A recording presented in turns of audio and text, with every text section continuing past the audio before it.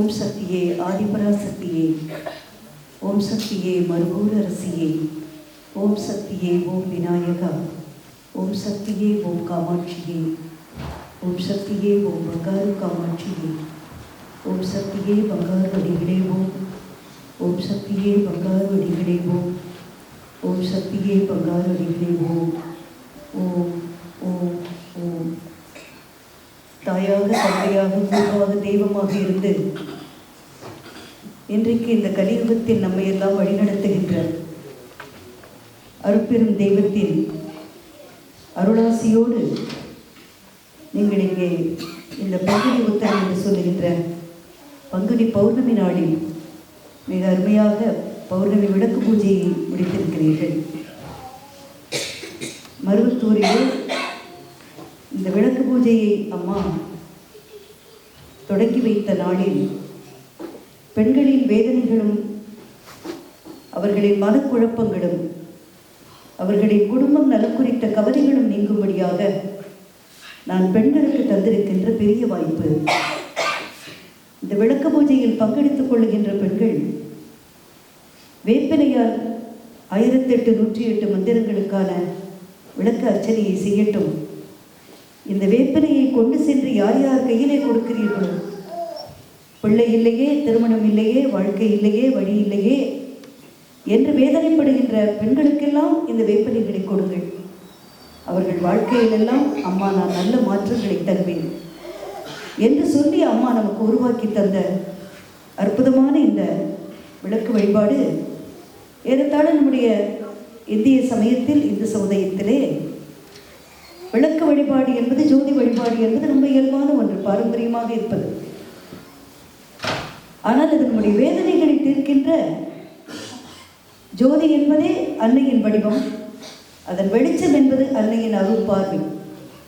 அந்த அருள் பார்வையை நம்மோடு இந்த கம்யூனிகேட் என்று சொல்கிறது போல நேருக்கு நேராக நாம் தெய்வத்தோடு பேசுகின்ற, தெய்வத்தை வழிபடுகின்ற பொழுதே நம்முடைய வேதனைகளை அதன் முன் சமர்ப்பிக்கின்ற, நம்முடைய வாழ்க்கையை வழிநடத்தும்படி வேண்டிக் கொள்ளுகின்ற, இந்த வாழ்க்கையை வலிமைப்படுத்தும்படியாக கேட்டுக்கொள்ளுகின்ற, தெய்வத்தோடு நமக்குள்ள நேரடி தொடர்பை தருகின்ற ஒரு அமைப்பு இந்த விளக்கு பூஜையிலே அமைந்திருக்கிறது.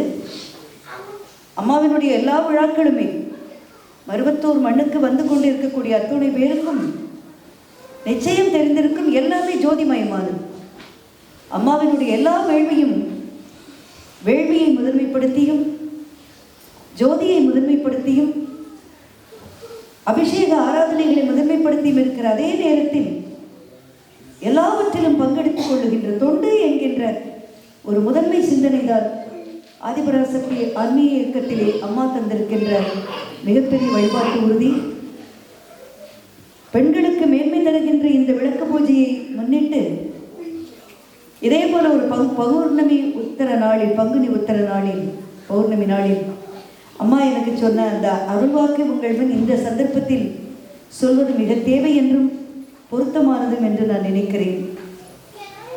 அன்றைக்கு 9 பேருக்கு மேல் கிடைத்துவிட்டது அருள்வாக்கு. இனி சரி, இன்றைக்கு அந்த அருள்வாக்கு அபிஷேக கார்டோடு போகிறவங்களுக்கு தெரியும் நமக்கு இன்றைக்கு அருள்வாக்கு கிடைக்குமா என்று. அது தெய்வத்தோடு நாம் கேட்கிற, பேசுகிற அந்த அருள்மொழியை கேட்பதற்கு அம்மா சொல்லுவார்களாம், இது போன்று நீங்கள் என்னோடு அருள்வாக்கிலே இருந்து என் அருள்வாக்கை கேட்கிற பாக்கியம் கிடைப்பது என்பது எத்தனை காலங்களோ தெரியாது. ஆனால் உங்களோடு தெய்வம் பேசுகிறது என்ற நினைவை நெஞ்சில் இருந்து இது போன்ற ஒரு வாய்ப்புக்கு நீங்கள் இயங்குகின்ற நாள் வரும். அம்மா நிறைய விஷயங்களை நமக்கு அப்படிதான் சொல்றாங்க. ஆனால் நம்ம ரொம்ப சுலபமாக நினைக்கிறோம். ஆனால் உங்களையெல்லாம் நினைக்கிற பொழுது நாங்கள் இந்த வாரம் விட்டு போனால் அடுத்த வாரம் போயிடலாம் மேல்மருவத்தூர். இந்த மாத பௌர்ணமி விட்டாச்சுன்னா அடுத்த பௌர்ணமிக்காவது போயிடலாம். இன்றைக்கு தவற விட்ட வாய்ப்பை நாளையோ, நாளை மறுநாளோ, அடுத்த வாரமோ, அடுத்த மாதமோ எங்களுக்கான வாய்ப்பை, சந்திப்பை, தெய்வ தரிசனத்தை அம்மாவிடத்தில் பெற முடியும்.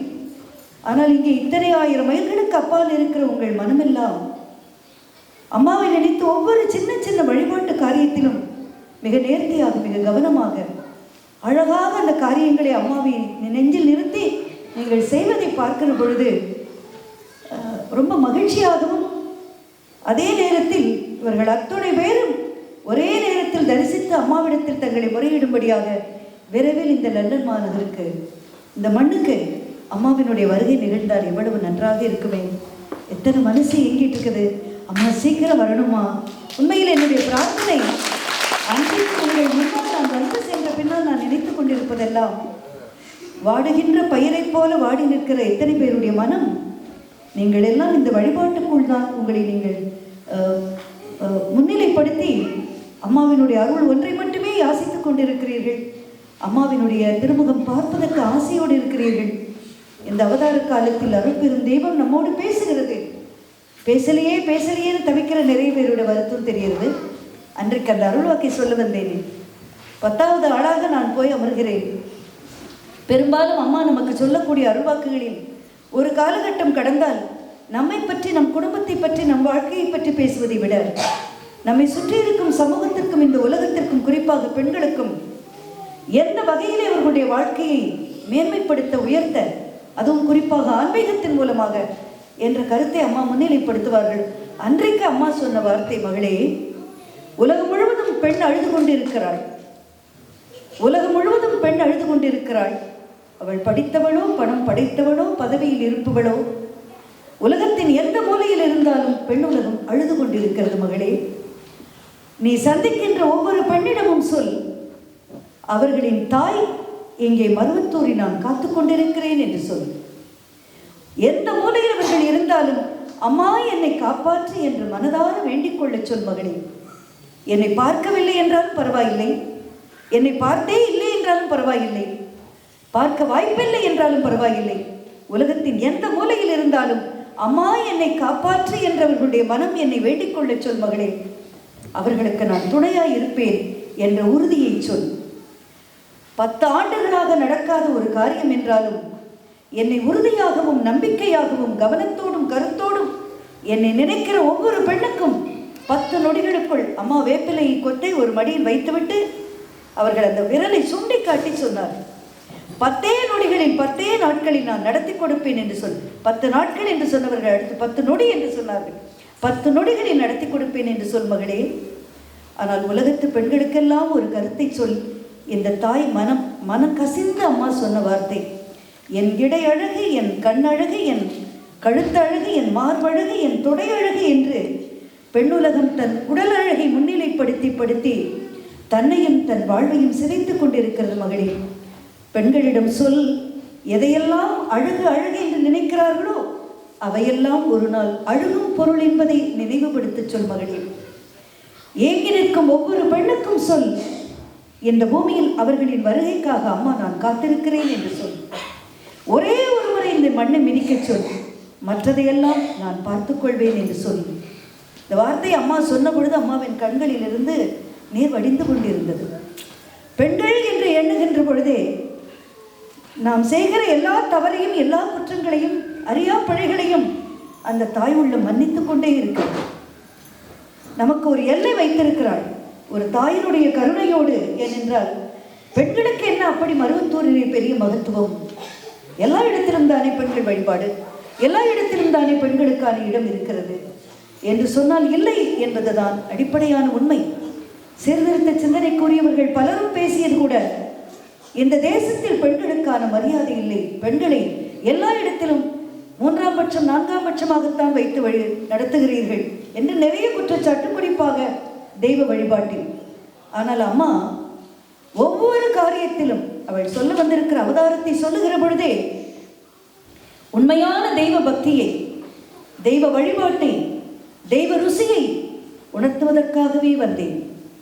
பெண்களை ஆன்மீகத்தில் உயர்த்துவதற்காக வந்திருக்கிறேன். ஏழை எளிய மக்களுக்கும் ஆன்மீகத்தின் உணர்வை ஊட்டி அவர்களை மேம்படுத்த வந்திருக்கிறேன். இது 3 தான் அன்னை தன்னை மானுட உருக்கொண்டு அவதாரமாகி வந்திருக்கும் அற்புதமான இந்த காலத்தின் நோக்கங்களாக அவர்கள் வெளிப்படுத்தி சொல்லி இருக்கிற விஷயம். எல்லா இடத்திலும் எதேதோ நடக்கிறது. எத்தனையோ சிந்தனைகளோடு தியான நெறிகளும், யோக நெறிமுறைகளும், வேத பாடசாலைகளும், என்னென்னவோ விதமான நெறிகள் எல்லாம் மக்களுக்கு பல கதா காலட்சேபங்களாக சொல்லி சமய உணர்வு ஊட்டி, தெய்வ உணர்வை ஊட்டி, தெய்வ உணர்வோடு மேம்படுகின்ற மனித உள்ளத்தை மேம்படுத்துகிற காரியமெல்லாம் நடந்துட்டு இருக்குது. ஆனால் மருவத்தூர் அப்படி இல்லை. மேல்மருவத்தூர் முழுக்க முழுக்க மானுடத்தின் மேம்பாட்டை, மானுடத்தின் உள்ளத்தை, மனித நேயத்தோடு ஆன்மீக உணர்வை ஊட்டி அந்த மனிதநேயத்தை வளர்க்கிற தொண்டு நெறியை புரிந்து கொண்டு மக்கள் தெய்வ பக்தியை வளர்த்து கொள்ள வேண்டும். மனிதனை மறுத்து, மனித நேயத்தை மறுத்து, அந்த உணர்வுகளுக்கு அப்பாற்பட்டு தெய்வம் தெய்வம் என்று சொன்னாலும் பலனில்லை. உன் உள்ளம் தூய்மையாக இருக்க வேண்டும், உன் எண்ணங்கள் தூய்மையாக இருக்க வேண்டும், உன் செயல்களில் தூய்மை இருக்க வேண்டும்.